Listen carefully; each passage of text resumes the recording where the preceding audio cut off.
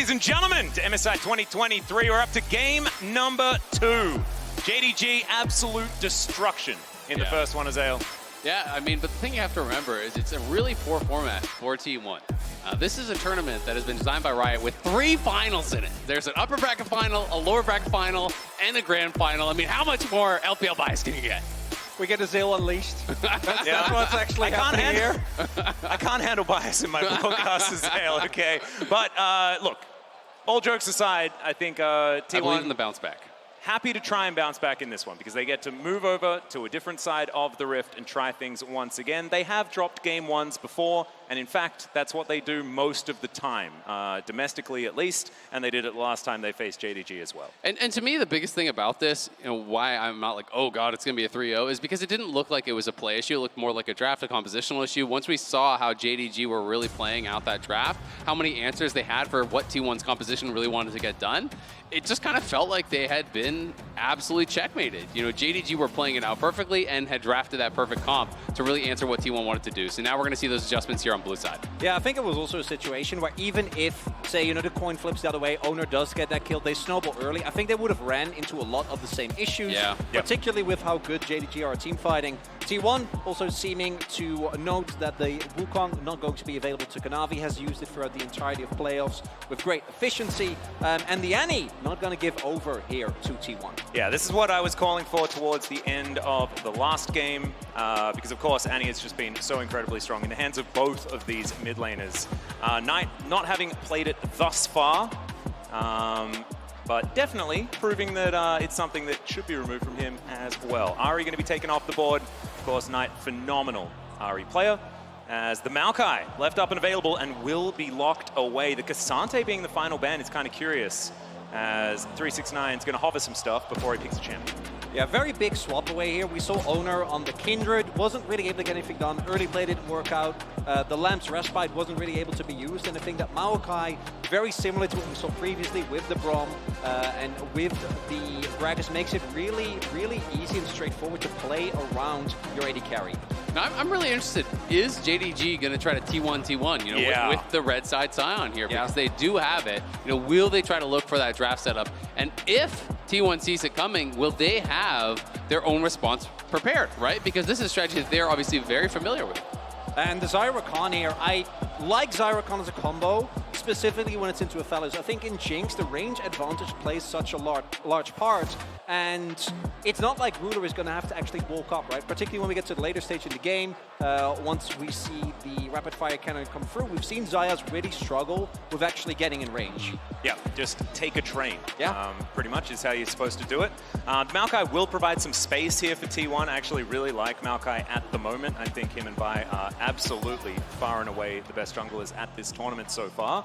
But let's have a look at what these next round of bans are going to be, because like you say, the T1 bot lane camp strategy that 369 could employ is certainly looming, and there is the Gwen ban. This is the way I like teams to play into the Sion, is to pick something that can carry from top lane that can benefit from that empty lane in the early stages. Yeah, absolutely, and that's why I'm such a fan of the Gwen ban, because I think not only can you win in that 1v1, but you can actually bring that power to a 5v5, unlike some of the other picks that are actually considered to be good carry picks against Sion, which I do think things like the Fiora are much more difficult to actually 5v5 on, right? Sure, you can create that individual advantage, but can you actually turn that into a 5v5 advantage where the games are decided these days? Wouldn't be surprised if it ends up being the Gnar. Personally, I think we've seen a few Camille hovers. I actually, particularly when you have Rakan and you already have frontline, do think that's the type of champion that can both benefit from having a couple of minutes, in lane, without being matched by the Sion, but hasn't come through so far. And we also do know, particularly with the Jace already banned away,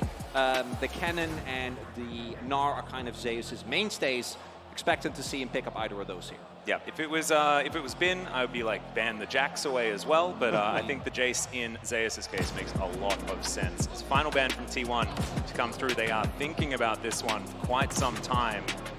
See what they are going to get rid of. I expect another jungler just to thin that pool out ever further, but no, it will be Knight's Syndra. An understandable ban away. You can see Knight pretty happy about the respect being given. I mean, that is his signature pick, right? This guy is unreal on the Syndra. Oh, we've seen Belveth hobbit a whole bunch of times, so I'm not expecting zigging and zagging. Just a bit of Arctic assaulting, I guess, as Ruler is hovering the Sejuani, and we'll lock that one away. So not as exciting, I guess, but still, I like Bristle, so that's fine. It also does set up for those potential, mid-lane kind of aggressive picks to some of the melee picks that can come through. Gonna be interesting to see where FLICKR takes us, because the only pick that is up and available that he's played so far already is the Nautilus, right? The Casante's gone, the Annie is gone. Tristana mid would be interesting. RT1 gonna be going towards double marksman again. We do know that this can be flexed towards top. I know that I think it was Doran actually played Tristana top as well, so there is potential for that to be flexed around, but you definitely are expecting it to be mid lane. And I'll be really interested to see what the answer is there from Knight, because I don't think Tristana is always going to have the easiest time, especially when it is blind.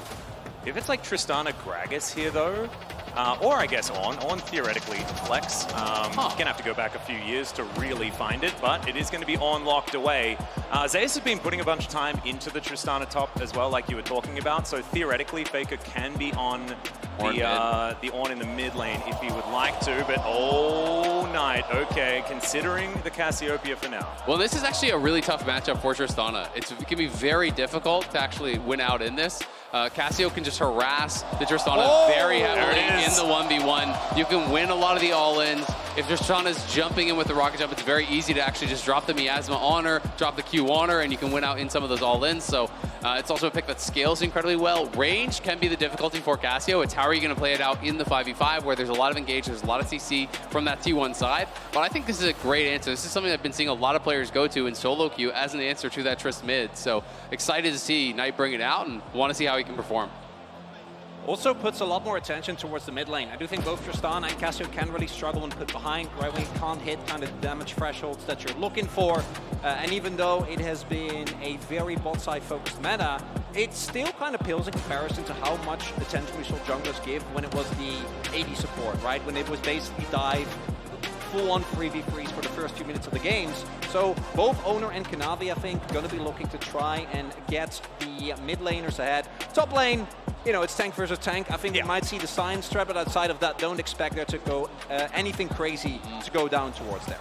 You also have to remember that Miasma as a follow-up to other CC, like if you can hit someone with a Sejuani ultimate, you can drop the W onto someone like the Trist, onto someone like the Rakan, the Maokai. All these champions cannot actually get out of that very easily. You can even disrupt the Ornn ultimate, if he actually goes for the R. You can drop the Miasma on him as he's looking to R2. He can't actually redirect, so there's a lot of annoying little interactions there. I think FLICKR's job in this lane is really to not interact with the Cassio. It's actually to just try to avoid all his Qs and just hard shove and just try to scale and try to not fight that guy. Because I don't think it's going to go well for FLICKR if they are trading back and forth. No, exactly right. He wants to just fire minion waves into the Cassiopeia as often as possible. Let's see how it goes as we are onto the Rift here for game number 2. T1 now on the blue side. JDG on red. Gumayusi going to spot them out, give them some feathers there. And 369 already where a Scion belongs in the early game, and that is bottom lane very close to a turret. You can see the response, though, from T1. They are going to be potentially moving up into this topside jungle. So where will they start? T1 obviously having done this strategy themselves. Really curious to see what the response is going to be. Obviously, the early information is so important. Yeah, FLICKR still hasn't seen any of JDG there, as all of them just sitting in this one brush. I really hope that FLICKR decides that this is the time where he doesn't want to venture into the river to ward. But I'm still nervous. Okay, spots all of them out, walking towards that bottom side red buff. T1 are positioning like they want to fight this. FLICKR is moving down. Maokai is actually starting on Wolf, so are they going to try to harass here and try to delay? This is very interesting. They spot them out immediately. Ward goes over. They clear it out as Missing is just trying to keep them at bay. And T1 know exactly what this strategy is going to be, but JDG playing it out pretty comfortably so far. Well, also, Guma used his Ghost there, right? And into specifically Jinx and Lulu, actually fighting for early prio was going to be extremely hard. Look at Owner. He's coming. So they want to try to position with 4 members bot to try to actually harass here and stop this. FLICKR is coming down. Yeah, they have full information. There is the grand entrance. The knockback's going to come through. The flashes to come out there. As Owner's going to get stunned up with the permafrost, but it's first blood going to FLICKR, immediately answered by Knight here. Both mid laners walk out 1-0. Oh, Kanavi maybe in a little bit of trouble, but no, it's just going to be a feather or two. As now Knight is going to come on over to Faker here. These twin banks just layering on top of Faker. Knight is going to go down, and it's going to be an extra added assist for missing on top of it somehow. Oh, and with no flash on either mid laner now, that mid lane, I expect to see more attention towards her. Also do note, T1, yes, they're able to get a kill, but Ruler was able to get full experience, whereas the bot lane for T1 gonna be put on the back foot right from the get-go, right? Guma and Keria were, I think, missing at the very least the first, maybe a wave and a half worth of experience here, where Ruler was just shoving without a care in the world. Absolutely, and Guma had to use his potion for this fight as well, which is very problematic. But T1's answer is clearly just, we're just going to fight. They're actually just going to battle for this. Owner started Wolves, passed down, gets level 2, comes to actually fight. And yes, they do get that first kill, but Knight gets a kill of his own. And then this is what I'm talking about. If you connect on the Q, he gets that early level 2. There's just nothing Faker can do in this situation. He's on an E-Star. He has no flash. The Q follows. He flashes through, lands that last Twin Fang. So 2 kills early to the Cassio. Knight going to be feeling really happy. Yes, it is 2 kills on Faker's side. But again, I do think I really favor the Cassio in this 1v1, and if Cassio can get those scaling items in quick, looks like he's building towards a Catalyst. You know, if you can get that Roa really early, have that stacking up, it's going to become problematic.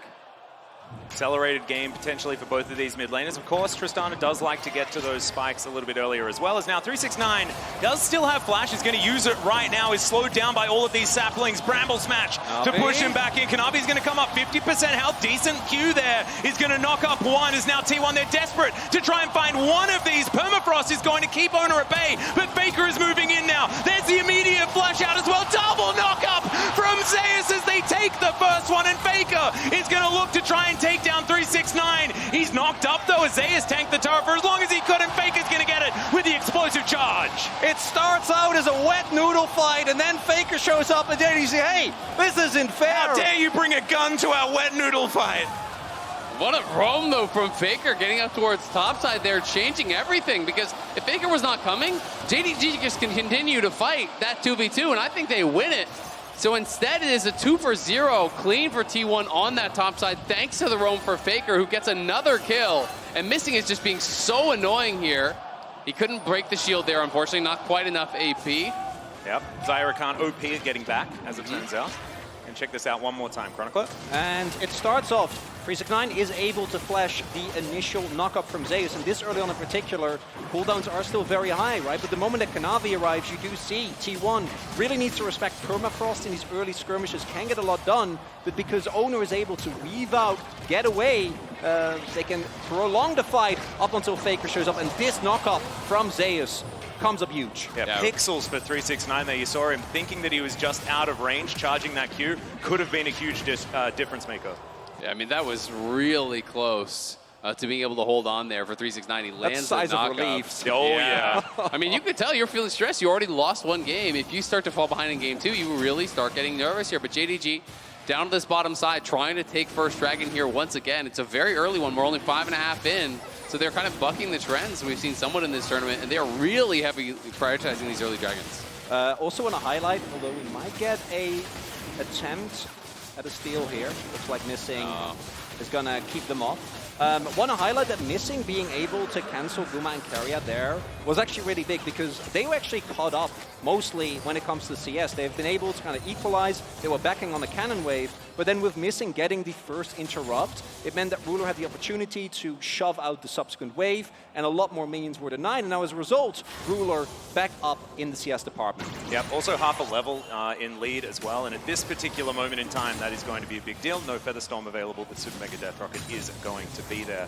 369 tidying up some minions underneath this turret here, and as the dust is settling, T1 do move away with a slight gold advantage, but JDG shouldn't be too worried about it for now.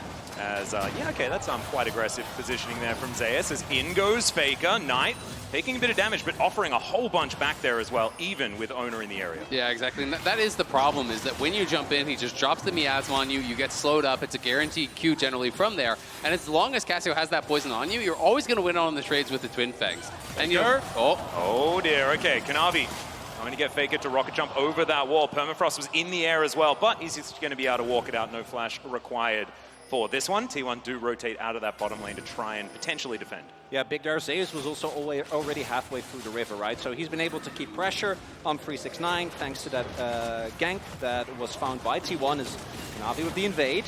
Yeah, immediately they do spot him It's out coming. with that sapling there though, and looks like Owner is going to be able to secure it. There it is.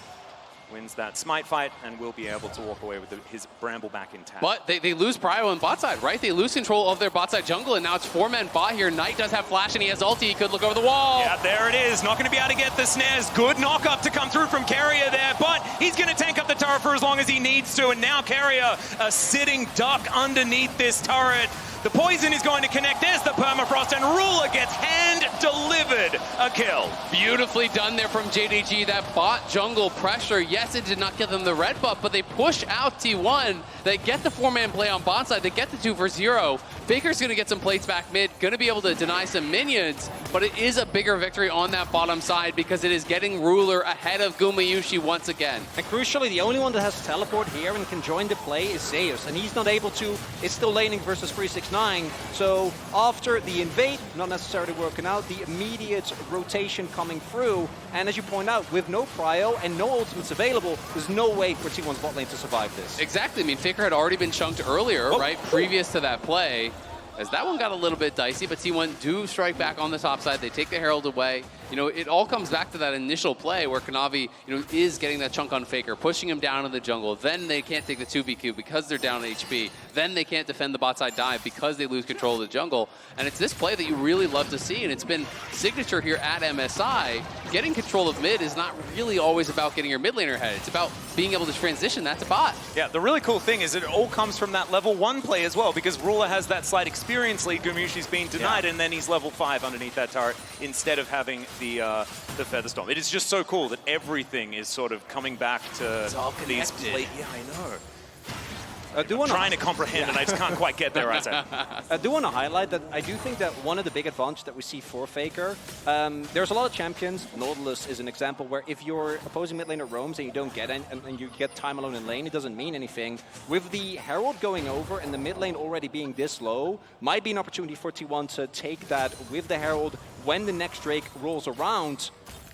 But they do need to actually make that work, because the last few team fights as we saw in the previous game, definitely all going the way of JDG. Well, and again, they're faced with similar issues to last time. You know, they do have some AP from the Maokai, but an AP Maokai is not going to force a Scion to build magic resist. It's going to be an armor stacking Scion here.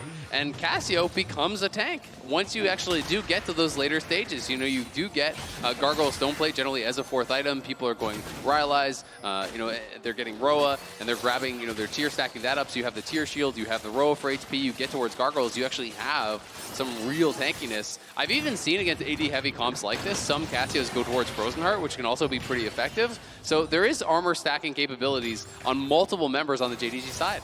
And I think Chronicler and I have exactly the same idea, because you don't see the Sunfire Cape. And Ornn. Yeah.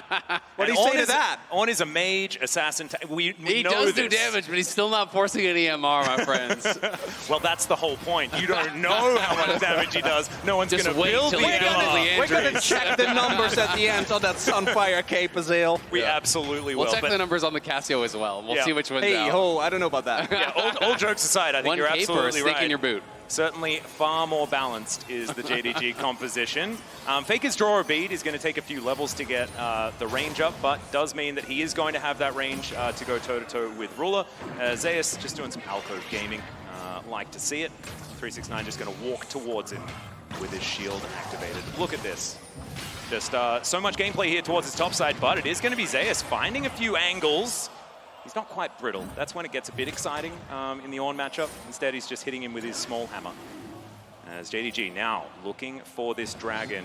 Cloud going to be the second one. We'll see what the soul is after this. As Kanavi, Glacial Prison going to come down there. T1 standing their ground. Only 50% health taken there from Owner, but they do get them out of the river. It's actually so important, though. 369 is trying to stay on top of Zeus because Zeus has TP and he does not. So if they lose track of Zeus, JDG will have to give up this dragon. And I think that's the situation that they're going to find themselves facing with. I don't think they're going to be willing to take a potential 4v5 if Zeus is able to join with that Ornn ulti.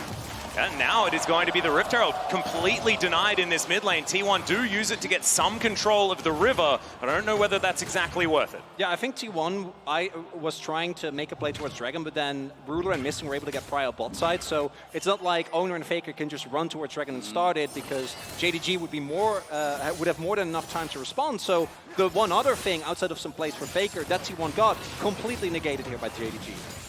Well, T1 are going to be able to make their way towards this Cloud Drake here. No one denies T1 Cloud Drakes, in my experience, and I do keep track of Cloud Drakes a little more than others.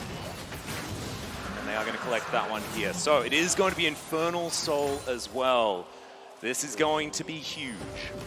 And I'm really looking forward to the first actual 5v5, because we haven't really seen, we saw in the previous game, whoever, or JDG winning the first 5v5 kind of snowballed it from there. Both compositions with the amount of hard engage and front-to-back teamfight that they have available, definitely a big threat. I do think Faker needs to get to a Mythic as soon as possible and try to accelerate him more, because I do think that Tristana is one of the picks where if you do get ahead of the curve, right, if you're able to pick up an early LDR, you can actually shred from front line, but you need to not just take this lead as Kraken Slayer comes through, but build upon it further. And I think that's why that Herald mid was such a costly opportunity, because if you do actually get like maybe a couple of E-autos and a charge in the turret, you can take that down. Yeah, absolutely. And extending that gold lead, I do think is really important. JDG, I don't really feel like there's any pressure on them to really get anything done. You know, take the fights that look very good to you, but when you're playing Cassio Jinx with multiple frontliners and an Enchanter support, you're down to go 50 minutes. You're down to play this as long as T1 want to. We'll have to see, you know, if Team 1 is going to be able to push the base of the game, or, you know, if I'm wrong and the physical damage is not really going to matter. If they can just outplay in the team fights, utilize Keria with this explosive engage, to find that follow-up from Zeus, and really eliminate one of these DPS right off the bat, and then all of a sudden, the damage doesn't really matter. Because I think that's the biggest lead. If we do go to late game, if we do go to stalemates, T1's ability to start off fights is a lot stronger than JDG's. Now, of course, JDG's counter engage, we've talked about a lot. They are really good at ebb and flow, but the fact that T1 can start fights might come back and be important as we get to the later stages, particularly with objectives being very evenly spread thus far. Absolutely. I mean, they have really all the good go buttons this game. Yes, there is Sejuani ult, yes, there is Sion ult, but it's not nearly as reliable as something like Keria or a Flash Twisted Advance or even that Horn ulti.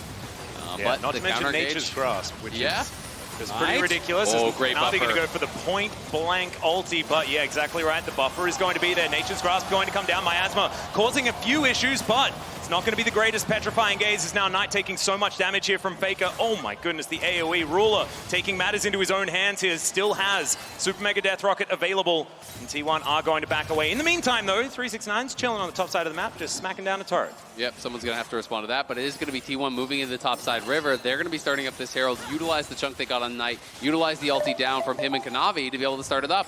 And that's really all thanks to Faker. It's a great buffer on that ulti. He's able to jump out, then get a chunk down on Knight. He doesn't get stunned up by that Cassio ult. As a good attempt at a steal from Ruler, but T1 well aware of it.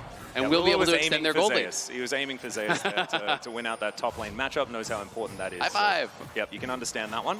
Knight here towards his bottom side, though, is just taking this out of turret. In the meantime, and this is what we've been seeing sort of all tournament long by the Eastern teams, is being able to know exactly where to be to maximize the amount of gold earned on these maps.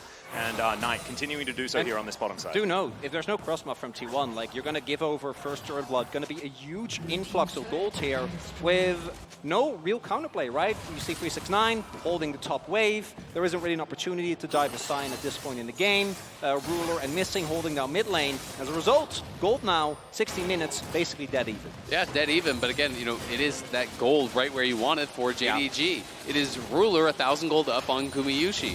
Slight advantage there for Faker of about 400 gold, but the real edge is on the top side for T1, which is not going to be as impactful here, having it on the Ornn, having it on the Maokai.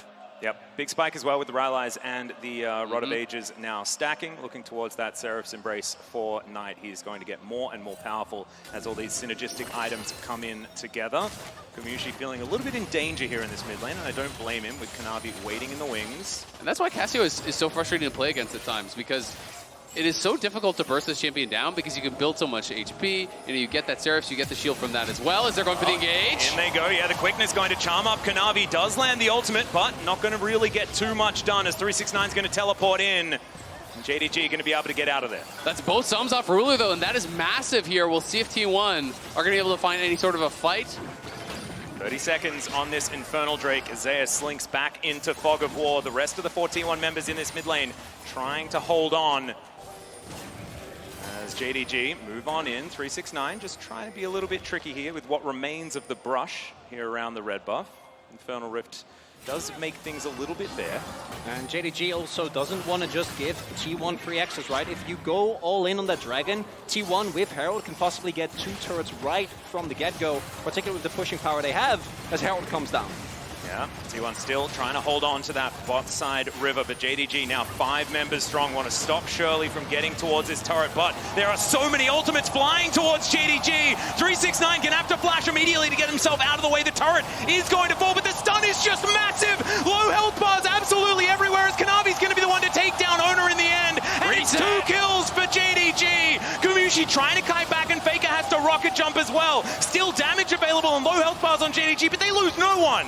As the T1 frontline step forward, so does Knight, and he's just shredding through Zeus on that top side of the fight. It's 2 for 0. Sure, T1 do get that turret, but it's JDG looking for the dragon. Can T1 find an in? 3 versus 5. I don't know about this one. Risky. As Gumayusi and FLICKR, fair bit of damage like we said, as they're not going to be able to take this dragon. JDG now, can they find the fight as Featherstorm goes in a direction I don't think he was intending, but does avoid the Glacial Prison. And it is JDG picking up the win there. T1, all they get is a mid lane turret. I think really big there. The second activation of Zeus's ultimate did get interrupted. Was right? it the miasma? No, the it's knockouts. It's 369, yeah. On the Cyan, able to cancel that. If they can chain another set of riddle procs, I think they might get through the front line. But instead, as you point out, Owner and Zeus are just getting demolished, whereas the backline, look at Ruler and Knight, completely untouched in these fights. They get to output as much damage as they want. And that's the power of the miasma. You know, Zeus steps forward, all of a sudden there's a miasma behind you. You cannot walk into the miasma as FLICKR and Guma to actually just get damage out. There's no way you can walk through that. So there's just this massive zones of control created by the miasma on one side, the Scion as well as the Sejuani on the other side, and they're just experts at making space for Ruler and Knight here to really maximize damage.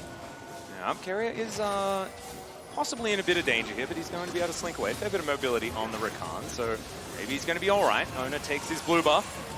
One highlight as well, FLICKR also clearly realizing we need a way to chew through these front lines. Yes, we have Demonic Embrace, but as you highlighted, the Zil, that's never going to be enough damage to actually get through the JDG front line. So that Lord Dominic's that'll be something that T1 is going to rely upon if they do actually want to win these front-to-back team fights. And then we'll see, you know, can FLICKR actually have enough time in these fights to free fire and knock through those? Because there is going to be threat of that counter engage. There is going to be Knight that's in the mix, you know, this mid-range champion who's going to be looking to fire on you anytime you are attacking his tanks. Here on the bottom side, once again, it is just going to be 369 and Zeus throwing abilities at one another. So a perfect time to take stock. It's 20 minutes. And last time around, we were very denied when it comes to the Baron attempts. It took multiple minutes before we did get there. This time around, Purple Worm is going to spawn. FLICKR in the area, but JDG are paying it the most attention right now. FLICKR has rocket jump. He's going to be fine to get out of here if JDG do come on over. And gives Baron a bit of a parting gift. Something we also haven't mentioned, in addition to all the other stuff, is that Ruler actually got a call early, right? And Guma never did. Guma wasn't able. That's a lot of extra gold that is in the pocket of Ruler in addition to all the other attention that he has gotten. And it's like you were saying earlier, Zone, I think you can really see it there in the previous fight, is where you want the goal to be, right? Because if you have a little bit more DPS, then maybe the fight goes the other way. The moment that Tristana starts resetting, that you can actually play further forward. T1 might have an angle, but as long as JDG gets to control the ebb and flow, and 369 and Kanavi doing such a good job of providing that reliable front line. I mean, the fights are really about hitting that critical mass, or all of a sudden the enemy front line can no longer hold up, especially when you're playing against enchanters. It's actually so critically important to be able to overwhelm the front line with damage, because it's so difficult to punch through a Scion and a Sejuani, let alone when there's a Lulu shielding them up and ulting them and so on behind. Well, so far, things are sort of calming down on the Rift. for the moment. We are moving into podcast territory. Absolutely love it. As Knight and Faker just moving their lane towards the top side to try and ping-pong some of these waves. We're back down here where the brawling never stops. So if you're worried about action and things like this, you just always look towards this bottom lane as London understands. This is where the action is. Atlas, is it a brawl if they're always fighting? Absolutely. Still it's is? just a constant Just continuous, brawl. yeah. I mean, at some point, if that's your continuous state, I don't know if it still qualifies. It's just existence? Yeah. All right. So That's we just just- say, that's just oh, life. They're But their existencing existence is there on the brawling. bottom side. Yeah. I think it's still brawling though, even if it is I just, Give the top laner something. Come on, man. hey, they get They're to locked play. on tanks. They get to feel good about supporting their friends. Well, every That's time I worth see it, something. No top laners feel good about that. They don't want to support their friends. They want their friends to support them. it's very true. As I just look at it as more value for the Sunfire Cave. True. For what Yeah. we're going to refer Yeah. to towards the end of the game. That's what I'm The problem is, though, Sion also has a Sunfire Cape, so you've been countered. I know, well, this is the point. It's all Sunfire Cave, right? So damage all on the both way sides. down. The whole I'm time? psyched about it, yeah. You seeing Kanavi's inventory? Oh, there we go. Oh, no. Will it just be Sunfire diff? Oh, but see, the thing is, it's not really a fair fight because Zeus can upgrade his Sunfire Cape. Ooh. Yeah. Tough. Didn't think about that one, did Tough you? calculation. That's true. Never really looked at it as TP teleport's in. going to come forward. Okay, T1 going to look for some action here as Ona throws down the ultimate. Zeus going to do the same thing. Flashes forward to find the Ram Ruler. Still going to be alive though. He has the wild growth available and now he's going to start those shots. Zeus going to be able to get himself out of there as the flash from Missing's going to get him to relative safety. As in goes Carrier. They knock up 369. Miasma going to try to be avoiding him. Faker, but immediately he's polymorphed and he's taken down. The knockups come through Knight. He's going to be punished and now it's Gumayuki that rips them to shreds. It's a quadra kill and he gets denied by Owner on the Penta, but they'll be happy with a win in the team fight. And critical mass This could be has been game. reached. They're going to keep on pushing. Yeah, could just be the end here as the inhibitor turret going to be the first one to go down. Owner is throwing presence into this mid lane and we should have known. We saw this, it's around the 25-minute mark. They beat and Genji exactly 10 the same seconds. way. Look for the first Nexus turret here as T1, they still have so much damage. Take a TP. Yeah, he can just come immediately towards this one, and I That's don't gonna think be there's it. going to be much of an option. JDG, 4 of them are up and available. Reset. Super Death Rocket is going to be blocked. As Gumayuki trying to get those autos in. Faker! Can they keep it alive? Faker is going to turn up, and there it is. Game 2 goes to T1. What an ending out of nowhere. T1 go crazy in the mid lane. The engage from Carrier was massive. And then initially looked like JDG were going to be able to disengage that fight. We're going to be able to stabilize, That get back to their polymorph, base. right? Yeah, that polymorph on Faker as he jumped in. Looked like it could have been the game changer there in that fight, but just out of nowhere, Goomba has been untouched. Carrier goes in. Goomba goes wild, gets a quadra, and T1 just bet it all on ending the game right there. Guess what? They didn't even need a Baron. Oh no, they've been unlocked. We don't even need to go to the Baron flips.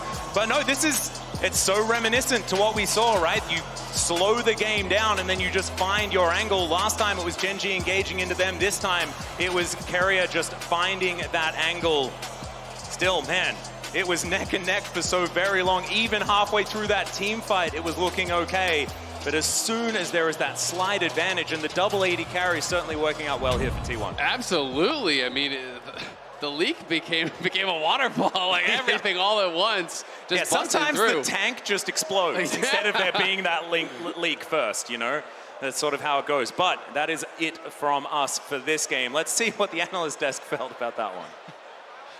Atlas, I blinked. I'm stunned. I blinked and it was over. How about you? Yeah.